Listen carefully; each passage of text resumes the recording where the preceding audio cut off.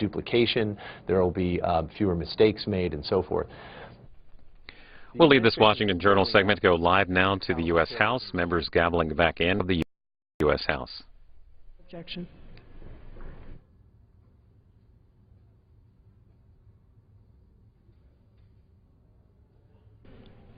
Pursuant to Clause 8 of Rule 20, the Chair will postpone further proceedings today on motions to suspend the rules on which a recorded vote or the yeas and nays are ordered, or on which the vote incurs objection under Clause 6 of Rule 20. Record votes on postponed questions will be taken after 6:30 p.m. today.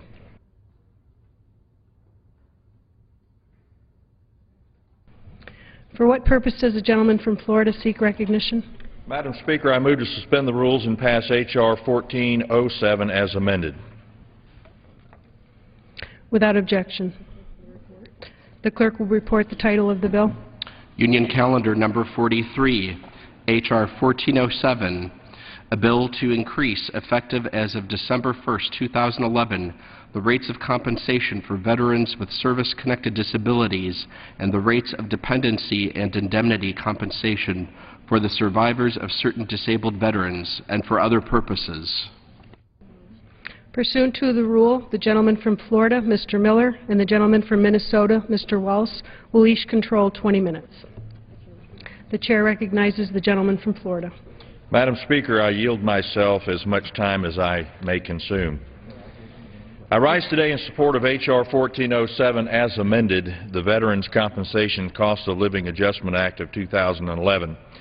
This is an annual bill that authorizes a cost of living increase in veterans' disability compensation, veterans' clothing allowance, and dependency and indemnity compensation for veteran survivors. This increase is tied to the increase in the cost of living adjustment for Social Security beneficiaries.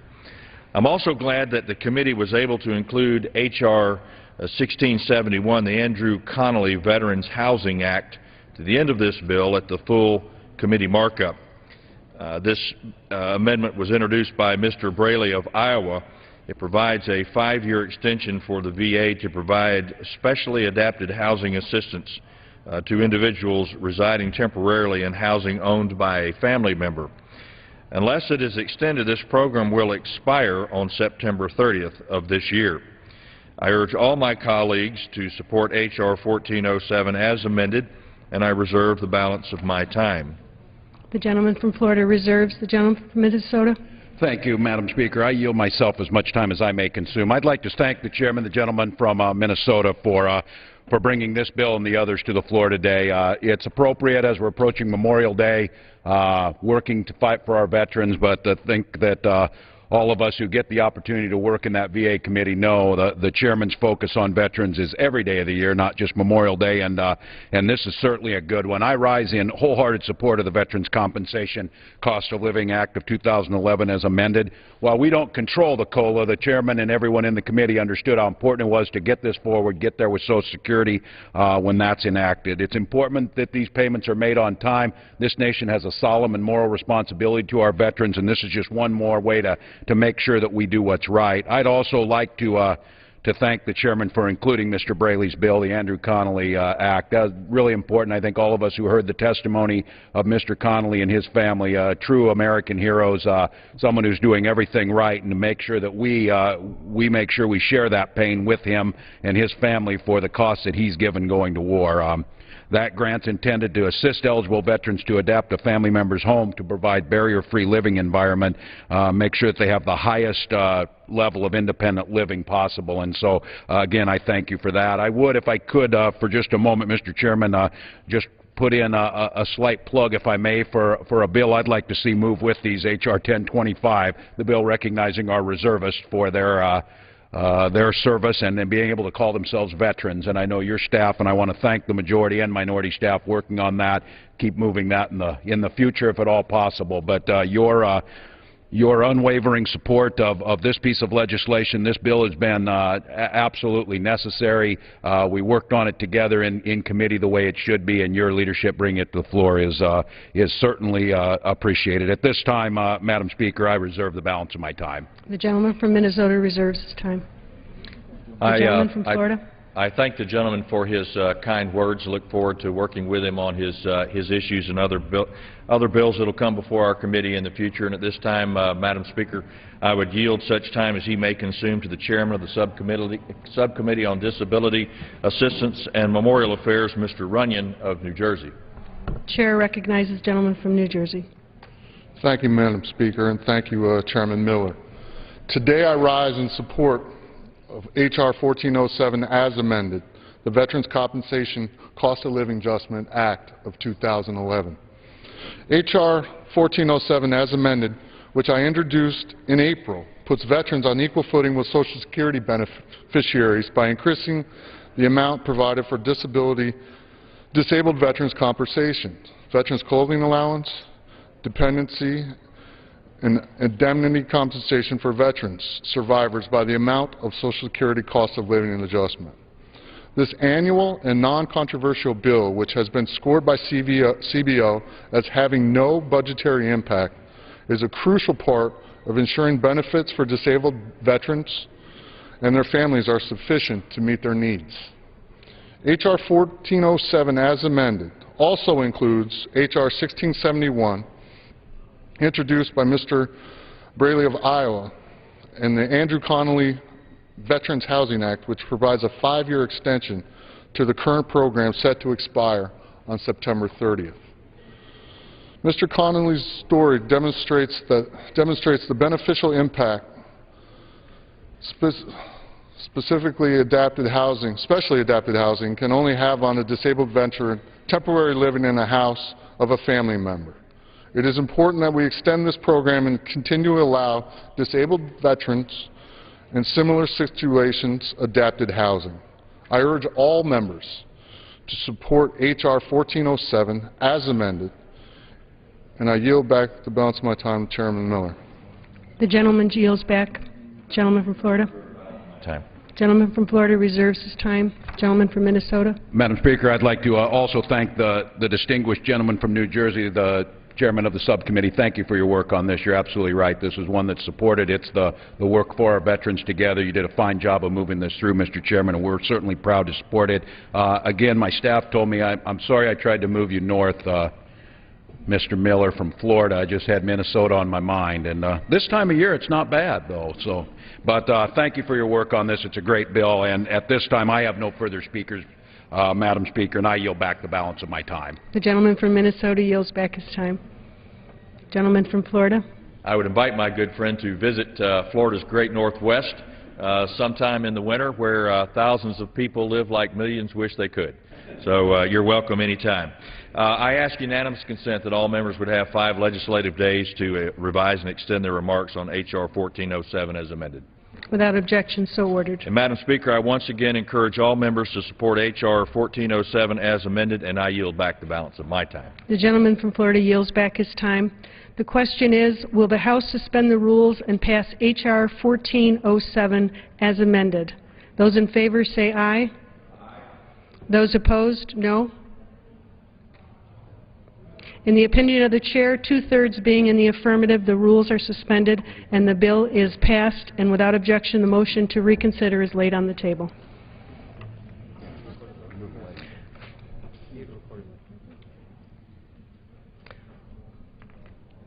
For what purpose does the gentleman from Florida speak recognition? I'd ask for a recorded vote. Yeas and nays. No, but it's...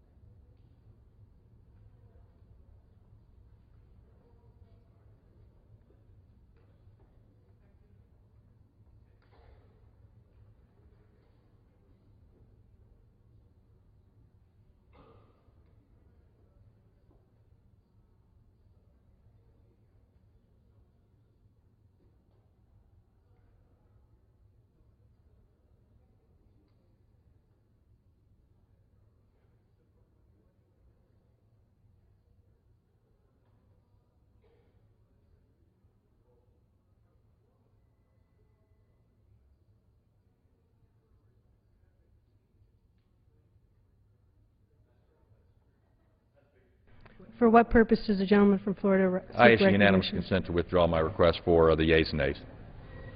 The request is withdrawn. For what purpose does the gentleman from Florida seek recognition?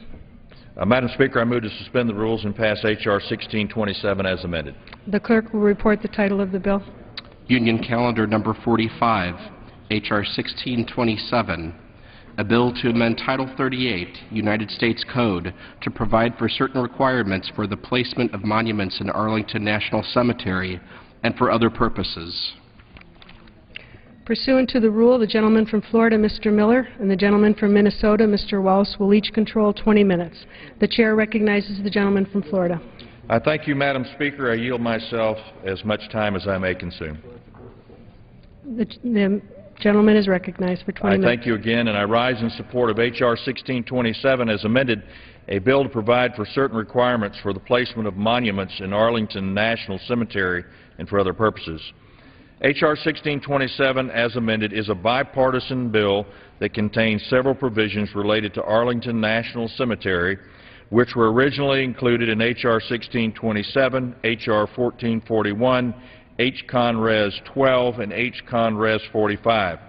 H.R. 1441, introduced by Mr. Runyon, codifies regulations and policies that bar reservations for burial or interment at Arlington National Cemetery made on or after January 1962.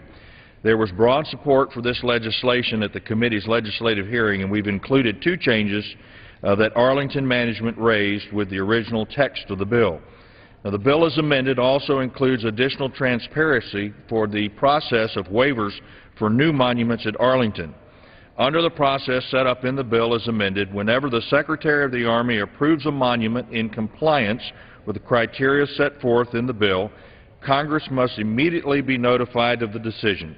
Congress then has 60 days to pass a resolution opposing the Secretary's position. This provision provides a clear check and balance on the Secretary's decision while removing the added time that it usually takes Congress to pass a resolution in support of the waiver, as required by the current process. The bill as amended also includes H-Con Res 12, which expresses the sense of Congress that an appropriate site on Chaplain's Hill in Arlington National Cemetery be provided for a memorial marker to honor the memory of Jewish chaplains who died while on active duty. The honor of this monument for these brave service members is long overdue, and I am especially glad that we were able to pass this resolution during the month of May, which is Jewish American Heritage Month.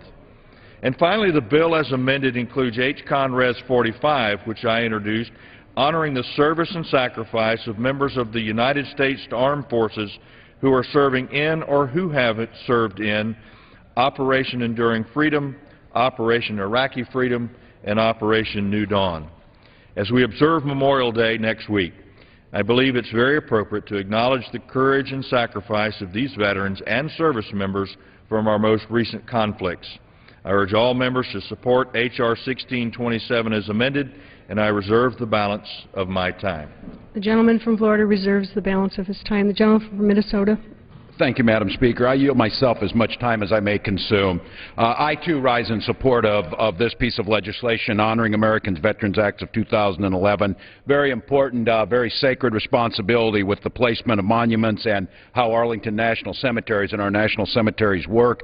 Very clear in the prohibition of the reservation of grave sites at Arlington National, and also make clear that only one grave site per family is permitted for burial. Again, I'm proud of serving on this committee, and I'm proud of the chairman and the subcommittee chairman's work. A little bit of controversy as we talked through this issue of Arlington monuments, but it was very pleased the way this worked out. I think the compromise, working with the Senate, making sure that happens is in the right interest of the veterans groups. It's in the right interest of those families that have their loved ones interned at Arlington.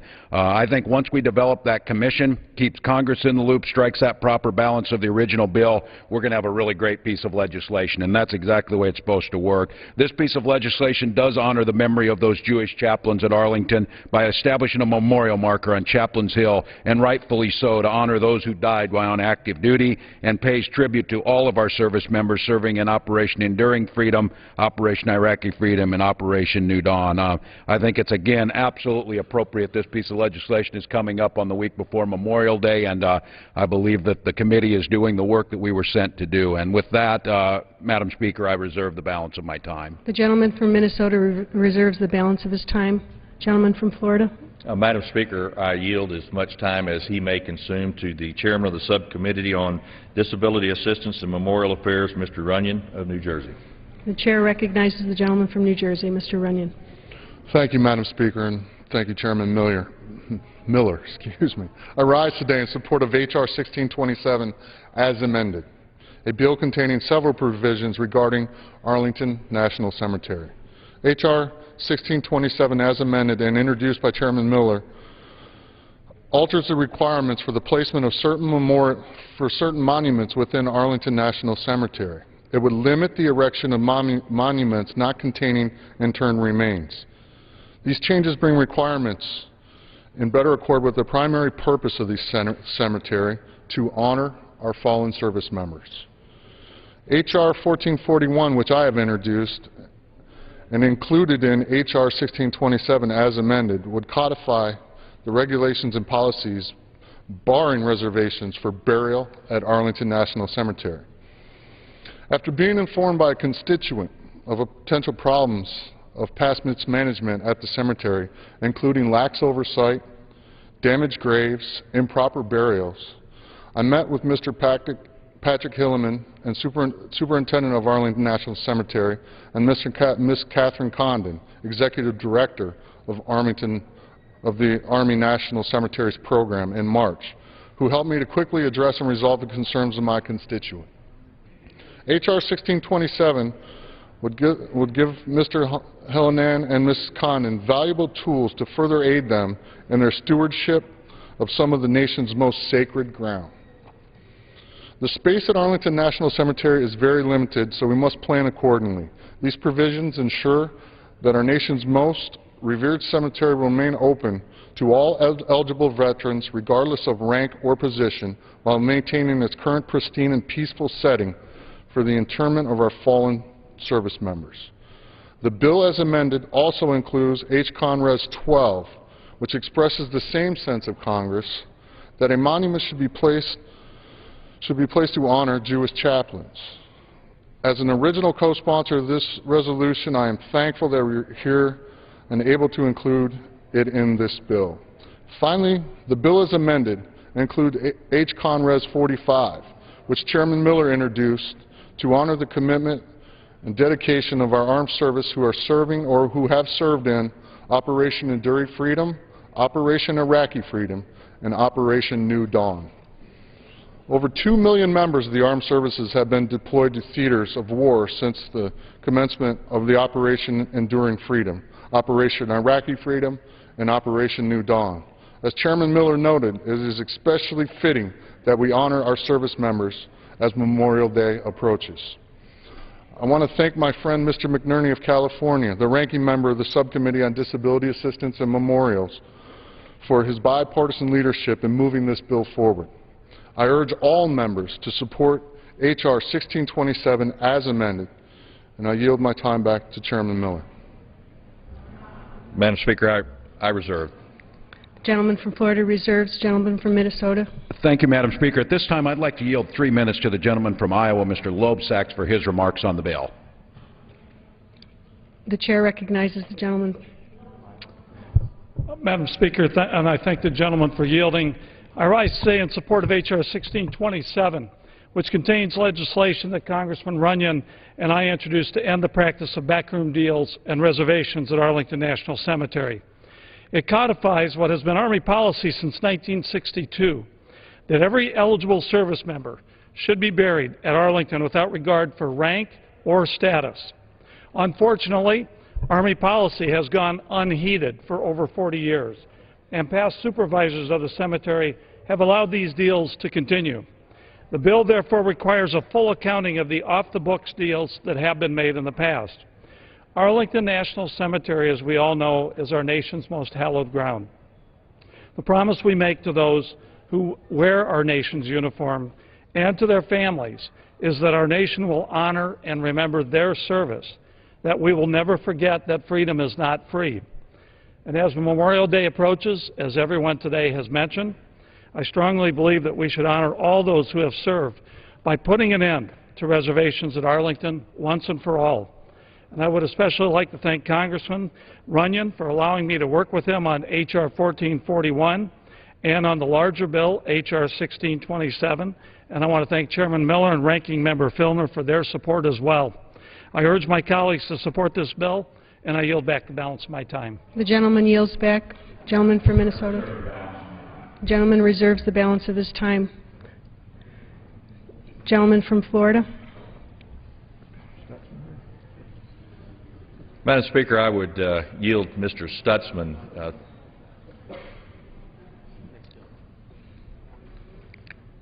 We're going to reserve. You have one more speaker? Okay. We'll reserve the balance of our time. The gentleman reserves the balance of his time. Thank you, Madam Speaker. At this time, I'd like to yield 5 minutes to the gentleman from New York, Mr. Weiner, for his remarks on the bill. I thank the gentleman and I thank the Speaker. I want to express my appreciation to Chairman Miller, Ranking Member Filner, Chairman Runyon of the subcommittee, and our colleague, Chairman Congressman McEnany. I rise in support of H.R. 1627, which contains authorization language from a bill that I sponsored, House Concurrent Resolution 12, to designate a plot of land at Arlington Cemetery to be used for the memorial honoring Jewish chaplains of our armed services. Jewish chaplains have served our country for 149 years. In fact, there are 32 currently on active duty today.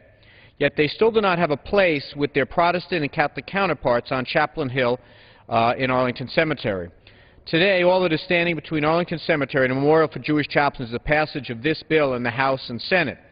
I, frankly, am not the one who thought of creating a memorial for Jewish veterans, for Jewish chaplains. In fact, like many Jewish Americans and veterans nationwide, I was surprised to learn that no such memorial exists at Arlington Cemetery.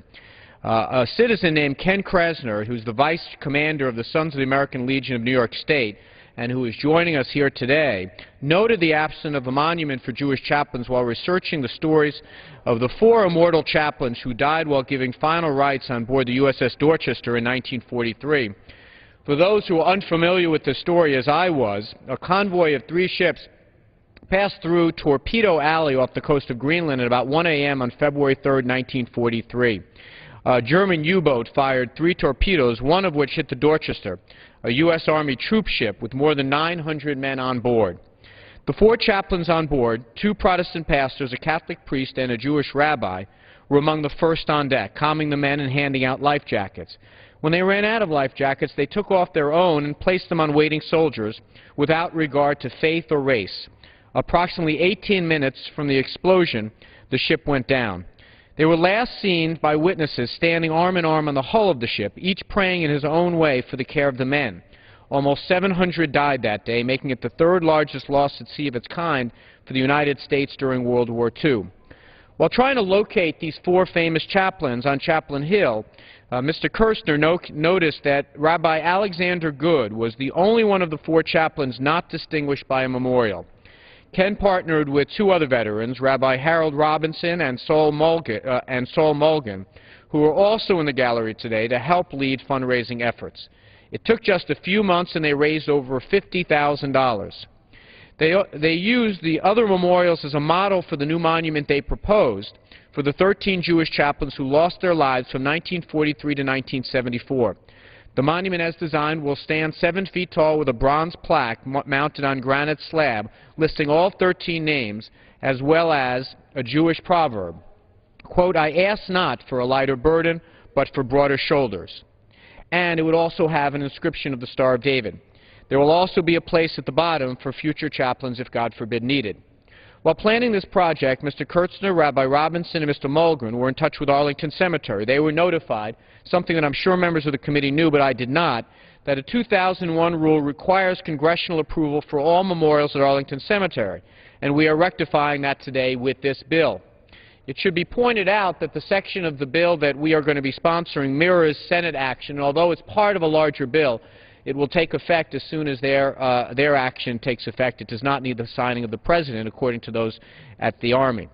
The group quickly alerted the Jewish War Veterans of the United States of America, the Jewish Welfare Board, the Jewish Chaplains Council, and they finally reached out to me. I was touched by the work of these great men and quickly introduced a resolution to fix the problem. Senator Schumer is the sponsor of the Senate version, S-Con Res 4, which has 25 Senate sponsors. The resolution we have today is bipartisan in nature, has 86 co-sponsors, and has been endorsed by 35 Jewish organizations, and 47 Jewish War Veterans chapters have added to the bill. The Jewish Federation of North America and Shelley Rood have been working to help pass this bill and recognize the achievements of these 13 Jewish chaplains. I also want to thank Major Gretchen Gardner of Arlington Cemetery for helping us all navigate the Army's process. My staff has been assured by Major Gardner and others that if we do pass this bill, the Senate will have and the Senate passes, it will have satisfied the requirements of 32 CFR 553-.22 subsection 1 of the Code of Federal Relations that governs the monuments at Arlington Cemetery.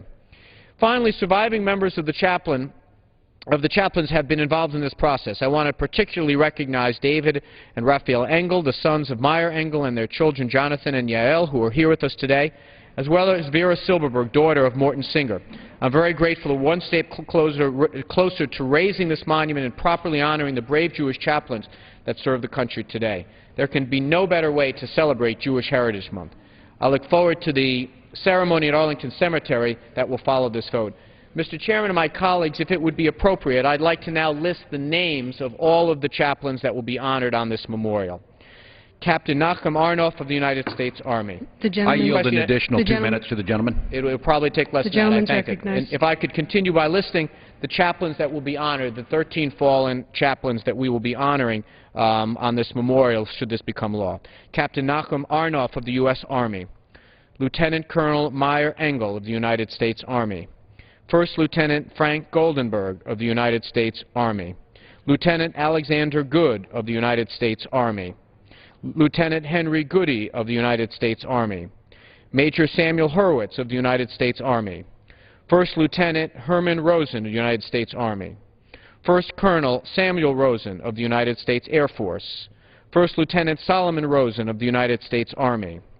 Captain Morgan Singer of the United States Army. Captain David Sobel of the United States Air Force. Captain Irving Tepper of the United States Army. And First Lieutenant Louis Werfel of the United States Army.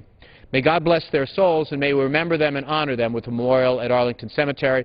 I ask my colleagues to vote yes on this and thank my colleagues for their indulgence. The gentleman yields back. Members are reminded that the House rules prohibit reference to persons occupying the gallery. The gentleman from Minnesota. I reserve the balance of my time. The gentleman reserves the balance of his time. The gentleman from Florida. Madam Speaker, we have no other speakers at this time. If you're willing to yield back.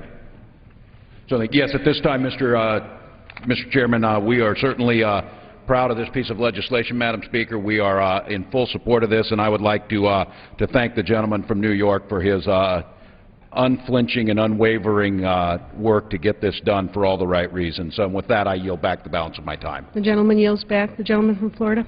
I, too, want to thank Mr. Wiener, my good friend from New York, for his fine work on this piece of legislation. Proud to have it in the bill today in this particular time of the year in the month of May. I ask unanimous consent that all members would have 5 legislative days to revise and extend their remarks on H.R. 1627 as amended, and I yield back the balance of my time.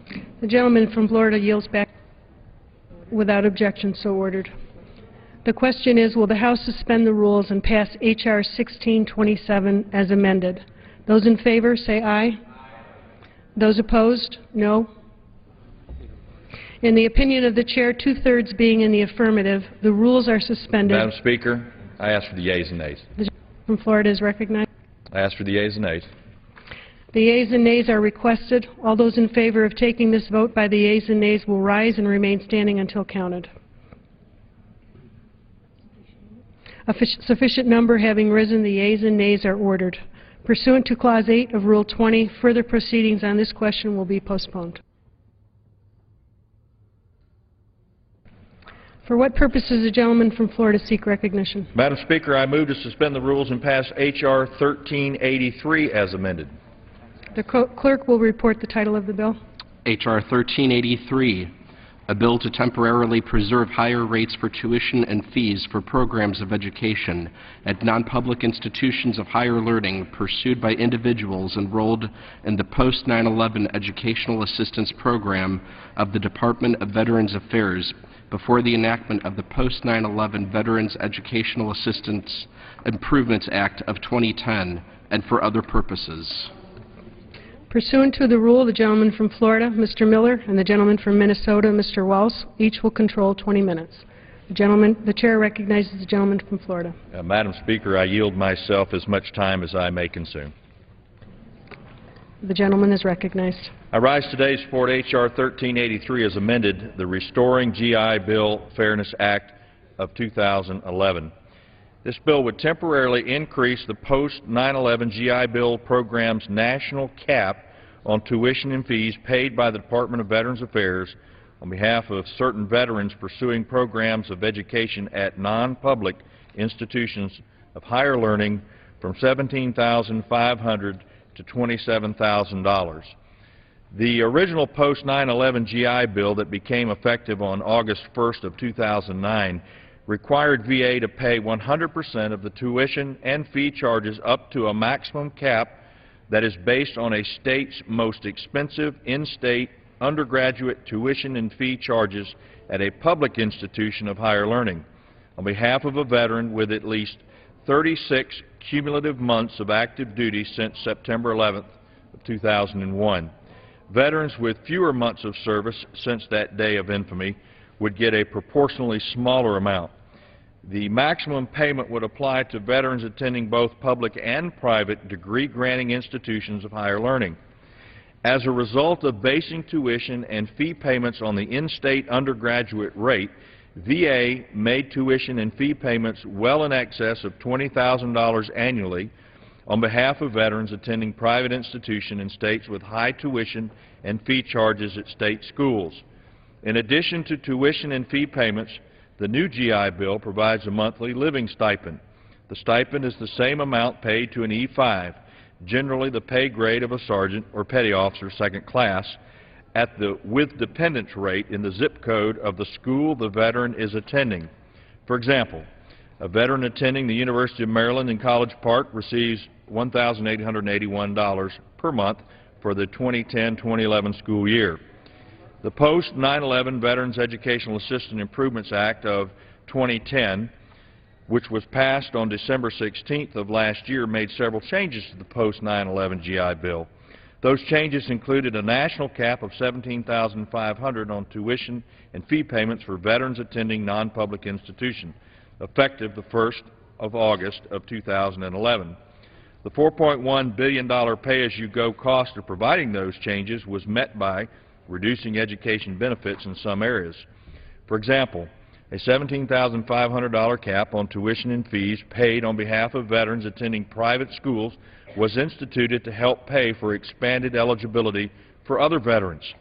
Although the cap of $17,500 a year will be a potential increase in payments for veterans in most states, some veterans attending public, non-public schools in 7 states, New York, Texas, Arizona, Michigan, New Hampshire, Pennsylvania, and South Carolina will see their tuition and fees payments reduced by thousands of dollars. And reducing tuition and fee payments could force veterans in these states to find non-GI Bill resources such as loans, grants, or employment income to pay tuitions and fees. To counter the incoming reduction, H.R. 1383 as amended would temporarily increase the cap on tuition and fees from $17,500 up to $27,000 for 3 years beginning the 1st of August of 2011. This increase would apply only to veterans who were enrolled in non-public institutions of higher learning before April 1st of 2011. I believe it's only fair that we grandfather in these veterans. To meet statutory pay-as-you-go offset requirements, the manager's amendment to H.R. 1383 would extend existing loan fee requirements associated with the subsequent use of a VA loan guarantee for 1 year at a slightly higher rate than would otherwise apply. Although not perfect, I believe this offset is dwarfed by the $4.1 billion in offsets from the Veterans Education benefits passed by the House last December, with only 3 members voting in opposition. I would also note that the veterans community has previously supported offsets that are similar to this, used to improve veterans benefits, as in being done in H.R. 1383. Mr. Speaker, Madam Speaker, this bill is supported by the Iraq and Afghanistan Veterans of America, the Military Officers of America Association, Veterans of Foreign Wars, Student Veterans of America, AMVETS, and the Reserve Officers of Association, and I ask unanimous consent that these letters be included in the record. Without objection. I believe the alternative seen in the manager's amendment meets the concerns expressed by members desiring as minimal an impact as possible on our veterans, and I encourage all members to support H.R. 1383 as amended, and I reserve the balance of my time. The gentleman from Florida reserves the balance of his time. The gentleman from Minnesota is recognized. Thank you, Madam Speaker. I yield myself as much time as I may consume. Again, I thank the chairman and the chairman of the subcommittee from Indiana, Mr. Stutzman, for working to improve on a very good piece of legislation. The 21st Century GI Bill was an improvement and a recognition that our modern warriors, especially those in the Guard and Reserves, were shouldering an incredible burden in these current conflicts, protecting our freedoms. With that, the 21st Century GI Bill went into effect, but I applaud this Congress for having the foresight to look. If something's not working correctly, bring it back and let's try and work through it. And I am very much in support of this piece of legislation. I also, again, want to thank the chairman of the subcommittee and the full committee for their willingness to work on an offset issue of very difficult things that we have to do, and I applaud you for taking it head on. We're all understand the challenge of the financial situation and the need to make sure that every penny of taxpayer dollar is watched over carefully. I certainly don't think anyone wants to shortchange our veterans, but we will certainly look and do all we can, and I think the compromise that reached is certainly the way the public would want us to go. Certainly happy with those new ones. I think what's really important on this is listening to the chairman talk about the different states where there was discrepancies. We need to be very clear. I think this bill does that these veterans are not New York veterans, they're American veterans. They're Texan veterans, South Carolina veterans, and we need to make sure that we get that in there correctly. There were a few issues that I think we can continue to talk about that came up from the VA themselves in implementation of the bill. I hope we'd continue, as I'm sure we will in our committee and others, keep focusing on that to make sure that we can get it in, make sure there's not a delay to our service members. They deserve to have it done on time. Again, a good piece of legislation, took on a challenging subject, the willingness to correct something that was needed to be corrected, and then the willingness to find the pay for what was necessary. So thank you, Mr. Chairman, for that. At this time, Mr. Speaker, or Madam Speaker, I reserve the balance. The gentleman from Minnesota reserves the balance of his time. The gentleman from Florida. Madam Speaker, I am now happy to yield as much time as he may consume to the Chairman of the Subcommittee on Economic Opportunity, the fine gentleman from Indiana, Mr. Stutzman. The chair recognizes the gentleman from Indiana, Mr. Stutzman. Thank you, Madam Speaker. I rise in strong support for Chairman Miller's manager's amendment to H.R. 1383, the Restoring GI Bill Fairness Act of 2011. The bill would increase the cap on tuition and fees set by the Post-9/11 Veterans Education Assistant Improvements Act of 2010, passed by Congress on December 16, 2010, as signed into law by President Obama as Public Law 111-377. The new law made several changes to the post-9/11 GI Bill, including imposing a national cap of $17,500 per academic year on tuition and fees paid to private institutions. Unfortunately, the cap will reduce VA payments on behalf of up to 30,000 veterans already enrolled in these private schools by thousands of dollars in at least 7 states. Those states would include New York, Texas, Michigan, Pennsylvania, Arizona, South Carolina, and New Hampshire. Madam Speaker, H.R. 1383 as amended would raise that cap to $27,000 for a period of 3 years for veterans already enrolled in these private schools as of April 1st, 2011. Veterans who enroll after that date would be subject to the $17,500 cap on tuition and fees. In determining the amount of the new temporary cap, we found that the College Board data showed that the average net tuition and fees charged to independent students attending the most expensive tier of private schools was roughly $22,540.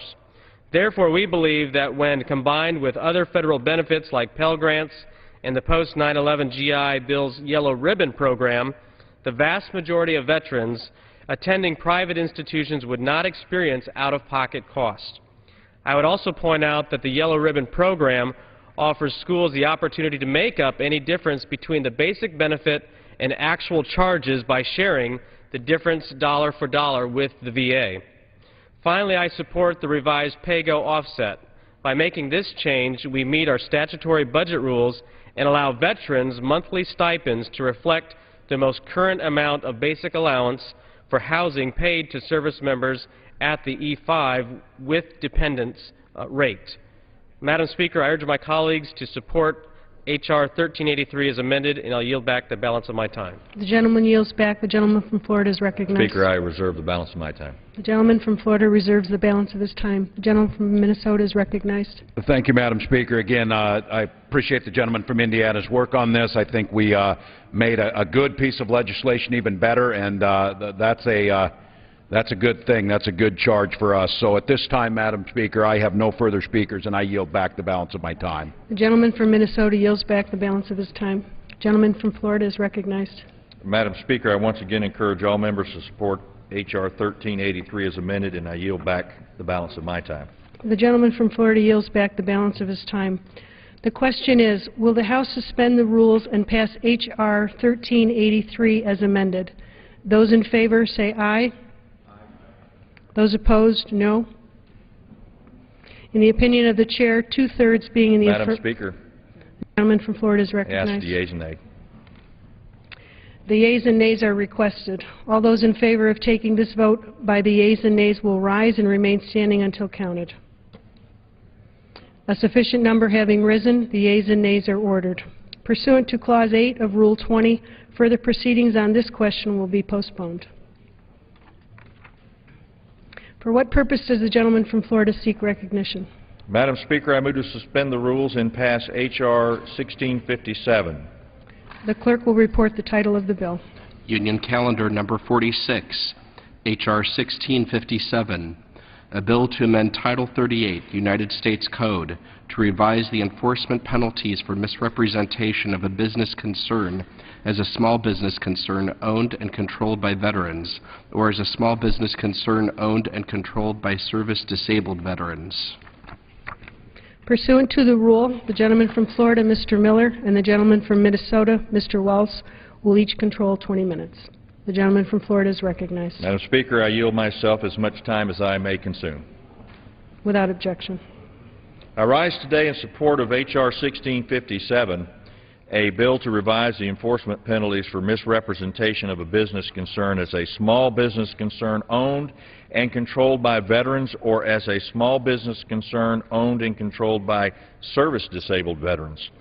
Madam Speaker, Public Law 109-461 created new opportunities for the service-disabled veteran-owned small businesses and the veteran-owned small businesses to be afforded contract work with the Department of Veterans Affairs. However, this bill had the unintended consequence of encouraging unscrupulous business owners to fraudulently claim to be a veteran or service-connected veteran-owned small business in order to get those VA contracts. H.R. 1657 would add teeth to the VA's enforcement ability by requiring the Secretary to debar any company that fraudulently claims to be a service-disabled owned business for no less than 5 years. The debarment would also apply to the business's principals. I want to thank Mr. Stutzman from Indiana for introducing this much-needed piece of legislation. And with that, I reserve the balance of my time. The gentleman from Florida reserves the balance of his time. The gentleman from Minnesota is recognized. Thank you, Madam Speaker. I yield myself as much time as I may consume. Once again, I also rise in support of H.R. 1657. Absolutely unconscionable that we would have folks taking the set-asides that we've made specifically available to our veterans as they return home to start small businesses. Again, it's certainly not a lottery they've won. It's this nation's commitment to them to make sure they get on an equal footing and get going again, and anyone who is intentionally stealing those funds, it certainly should be a serious matter. This, I applaud the gentleman from Indiana for continuing on this fight. Very bipartisan. In the last Congress, Congresswoman Herseth Sandlin and now Senator Boozman took this up, started it moving, and it looks like you're going to get her across for us, Mr. Stutzman, and for that I'm very happy. I hope all my colleagues will join me making sure we improve the protections for the veteran-owned enterprises, send a very clear signal. This is certainly fraud for those people who are engaging in taking those set-aside dollars, because it's absolutely critical for our returning veterans. So with that, Madam Speaker, I reserve the balance of my time. The gentleman from Minnesota reserves the balance of his time. The gentleman from Florida is recognized. Madam Speaker, I'm happy to yield as much time as he may consume to the chairman of the Subcommittee on Economic Opportunity, Mr. Stutzman. The chair recognizes the gentleman from Indiana, Mr. Stutzman. Thank you, Madam Speaker, and thank the chairman for yielding. Madam Speaker, I rise in strong support for H.R. 1657 that would revise the enforcement penalties for misrepresentation of a business concern as a small business concern owned and controlled by a veteran, or a small business concern owned and controlled by service-disabled veterans. Section 502 of Public Law 105-50 set a goal for all federal agencies to spend at least 3% of their procurement funds with small businesses owned and controlled by service-disabled veterans. On October 21, 2004, President Bush reinforced the federal government's 3% goals by signing Executive Order 13360. According to the Small Business Administration at the time of that executive order, the overall federal procurement from service-disabled veteran-owned small businesses was about 0.38%, or about 1/10 of the goal set by statute and executive order. Even the VA was short of the goal, spending about 1.3% service-disabled veteran-owned small businesses. To help the VA meet the goal, Section 5 of Public Law 109-461 gave some new tools to the VA contracting staff that essentially gave service-disabled veteran-owned small businesses preference in small businesses set-aside contracts, while not ignoring the VA's other statutory set-aside goals, such as for firms qualified as HUBZ-1 and minority-owned small businesses. As a result, SBA data for fiscal year 2009 shows that overall federal spending with service-disabled veteran-owned small businesses was about 1.98%, and VA spent nearly 17% with service-disabled veteran-owned small businesses. Clearly, the law was having a positive result for veteran-owned small businesses. Unfortunately, as James Earl Jones said in Field of Dreams, if you build it, they will come. The they, in this case, are unscrupulous businesses that falsely claim veteran and disabled veteran-owned status and the veterans who front for them. The GAO did a review of 10 firms claiming to be service-disabled veteran-owned small businesses and found that none of them qualified as service-disabled veteran-owned small businesses. Since then, staff has continued to meet with the GAO and VA's Inspector General, and it is fair to say that there is no shortage of businesses fraudulently claiming to be veteran and or service-disabled veteran-owned small businesses. The original legislation merely authorized the Secretary of Veteran Affairs to debar these frauds for a period determined by the Secretary. However, given the continuing exposure of firms trying to steal contracts from legitimate veteran small businesses, I feel it necessary to provide some teeth to the law, and my bill will direct the Secretary to debar these fraudulent firms and their principals for 5 years. It would also set a schedule to speed up that action. Madam Speaker, I note that the VA did not support the bill, citing a one-size-fits-all approach could harm firms who make an honest mistake in claiming status as a veteran or service-disabled veteran-owned small business. I again invite the VA to work with us to perfect a bill that will discourage frauds while protecting these contracts for valid veteran and service-disabled veteran-owned small businesses. I believe at a time when the economy is very difficult and veterans are looking to either start their business or go back to work, this bill will ultimately meet the need and protect those veterans and the businesses that are available to them. I thank my distinguished ranking member, Mr. Braley, for his bipartisan support, as well as Chairman Miller and Ranking Member Filner for bringing H.R. 1657 to the House. I urge members to support the bill, and at this time I yield back the balance of my time to Mr. Miller. The gentleman from Indiana yields back his time. The gentleman from Florida is recognized. Madam Speaker, I reserve the balance. Gentleman from Florida reserves the balance of his time. Gentleman from Minnesota. Madam Speaker, I reserve the balance of my time. Gentleman from Minnesota reserves the balance of his time.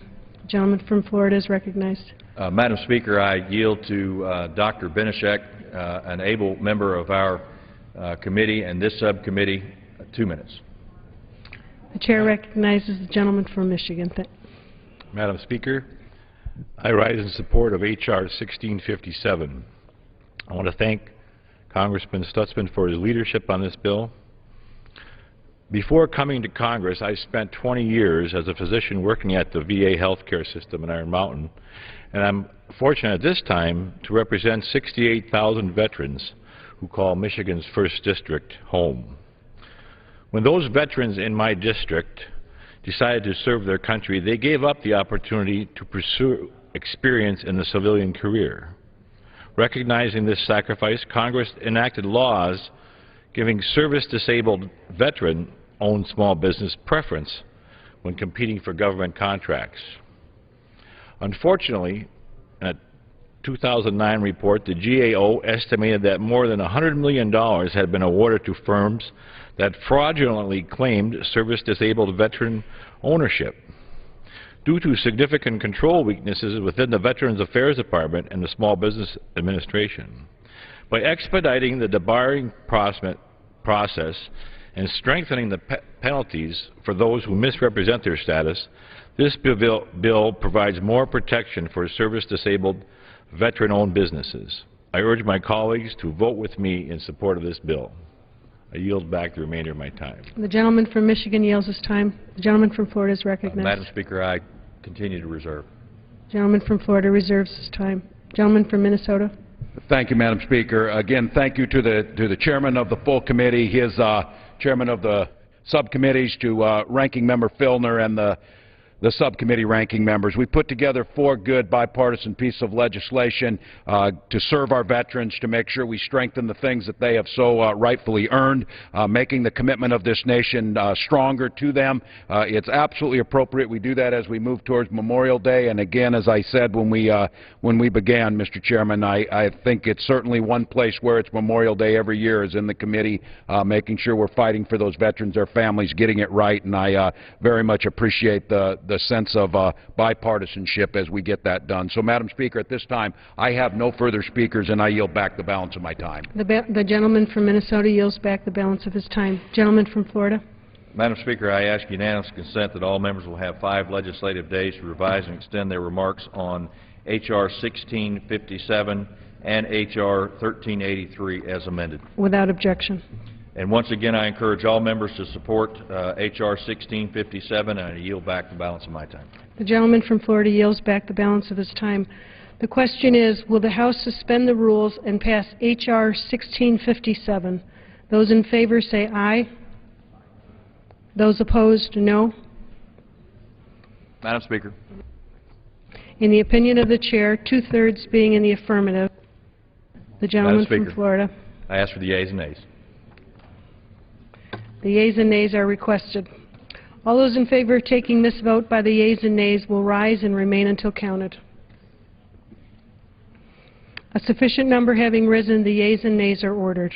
Pursuant to Clause 8 of Rule 20, further proceedings on this question will be postponed.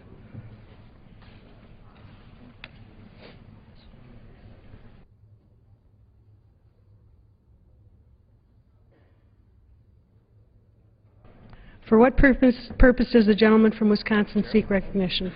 Madam Speaker, I ask unanimous consent to include in the congressional record the exchange of letters between the Committee on Ways and Means and the Committee on Transportation and Infrastructure concerning H.R. 1893. The clerk will report without objection, so ordered.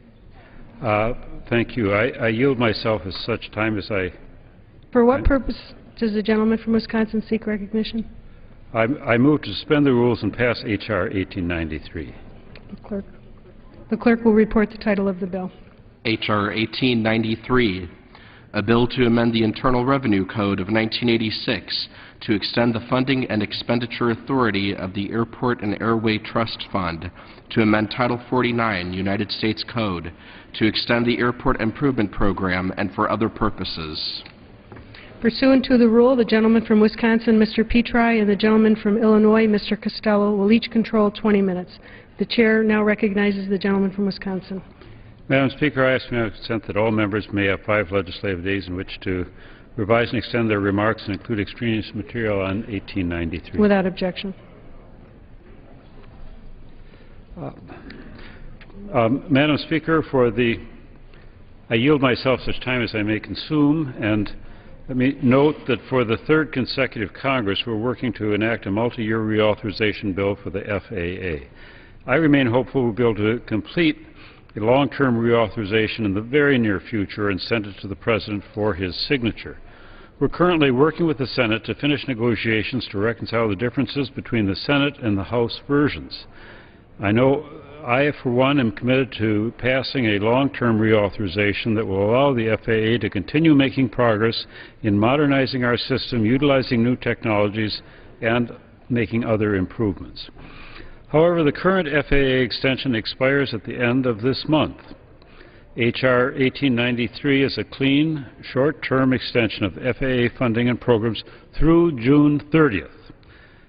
It allows important safety and capacity projects at our nation's airports to continue at the funding levels contained in the recently passed continuing resolution for fiscal year 2011.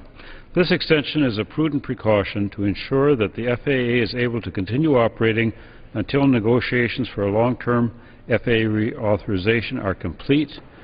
I urge my colleagues to support the resolution and reserve the balance of my time. The gentleman from Wisconsin reserves the balance of his time. The gentleman from Illinois is recognized. Madam Speaker, thank you. And Madam Speaker, I yield myself such time as I may consume. Without objection. Madam Speaker, I rise today in support of H.R. 1893, the Airport and Airway Extension Act, Part 2. This bill is a clean extension of the Federal Aviation Administration authority to spend from the Airport and Airway Trust Fund and to carry out airport improvement projects at current levels through June 30, 2011. In February, the Senate approved a bipartisan comprehensive FAA reauthorization bill by a wide 87-to-8 vote margin. Passage of the Senate bill was applauded by both labor and industry stakeholders, and it was estimated that the bill would create at least 150,000 jobs. By contrast, last month, the House approved a controversial FAA reauthorization bill, H.R. 658, by a party line vote by the narrowest vote margin in almost 30 years. The White House has threatened to veto the legislation, and the House bill has been criticized by the FAA, the National Transportation and Safety Board, Captain Sully Sullenberger, the families of Colgan Flight 3407 who lost loved ones in Buffalo, New York, and in the press because it would undermine aviation safety efforts. For several weeks, we have worked with the Senate to resolve a number of differences between the two bills.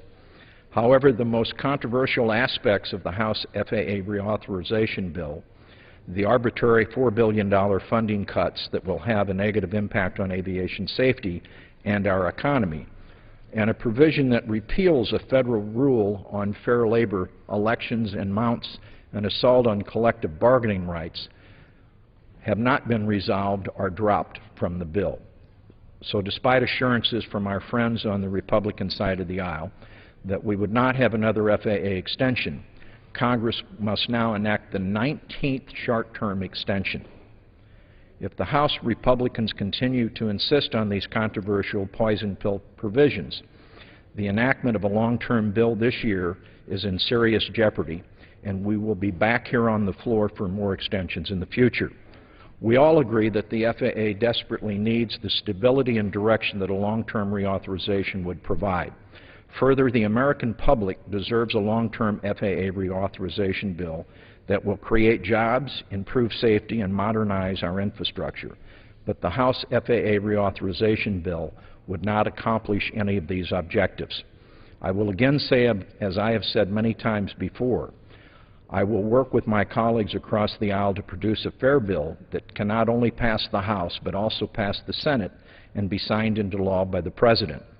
Let us strip the partisan poison pills from this bill and enact a long-term bipartisan FAA bill that will create jobs and keep our economy moving throughout the 21st century and make this our last extension. For the present time, however, this extension is necessary, and I urge my colleagues to support it, and I reserve the balance of my time. The gentleman from Illinois reserves the balance of his time. The gentleman from Wisconsin is recognized. Madam Speaker, I don't believe there are any additional speakers on either side. Speaker, I don't believe there are any additional speakers on either side. I think that's correct. If Chairman Petri has no further speakers, we have no further speakers on our side, and I yield back the balance of our time. Gentleman from Illinois yields back his